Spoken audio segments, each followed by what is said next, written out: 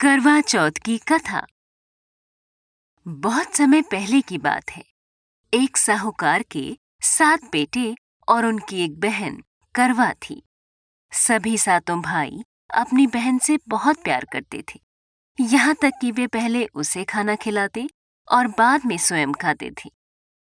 एक बार उनकी बहन ससुराल से मायके आई हुई थी। शाम को भाई जब अपना व्यापार व्यवसाय बंद करके घर आए तो देखा कि उनकी बहन बहुत व्याकुल थी।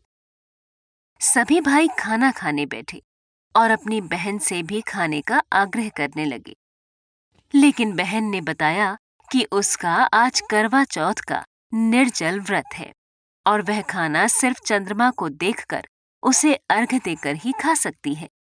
चूंकि चंद्रमा अभी तक नहीं निकला है, इसलिए वह भूख प्यास से व्याकुल हो उठी है।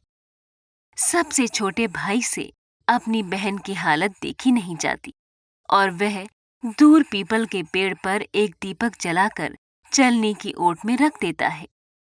दूर से देखने पर ऐसा प्रतीत होता है कि जैसे चतुर्थी का चांद उदित हो रहा हो।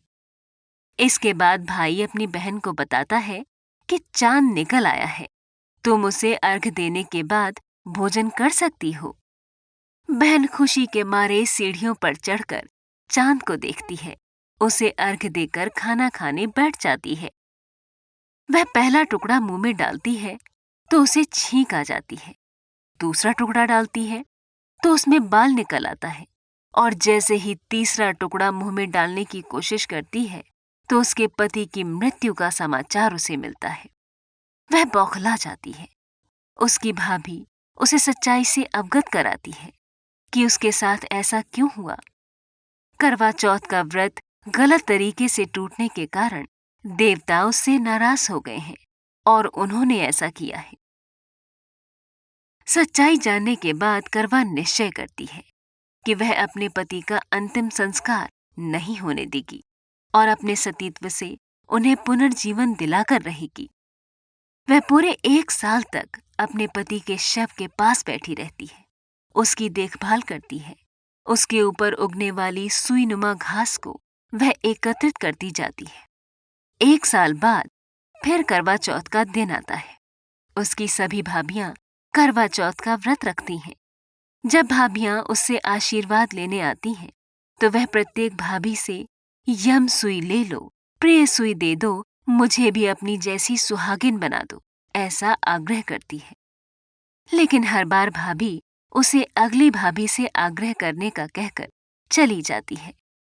इस प्रकार जब छठे नंबर की भाभी आती है तो करवा उससे भी यही बात दोहराती है।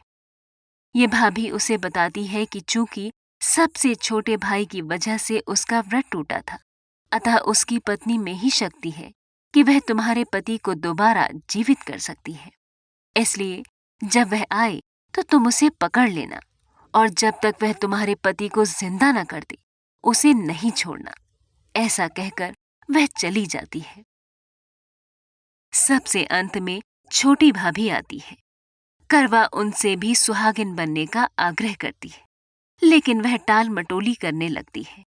इसे देख करवा उन्हें जोर से पकड़ लेती है और अपने सुहाग को जिंदा करने के लिए कहती है। भाभी उससे छुड़ाने के लिए नोचती है, खसूटती है, लेकिन करवा नहीं छोड़ती है। अंत में उसकी तपस्या को देखकर भाभी पसीज जाती है और अपनी छोटी अंगुली को चीरकर उसमें से अमृत उसके पति के मुंह में डाल देती है।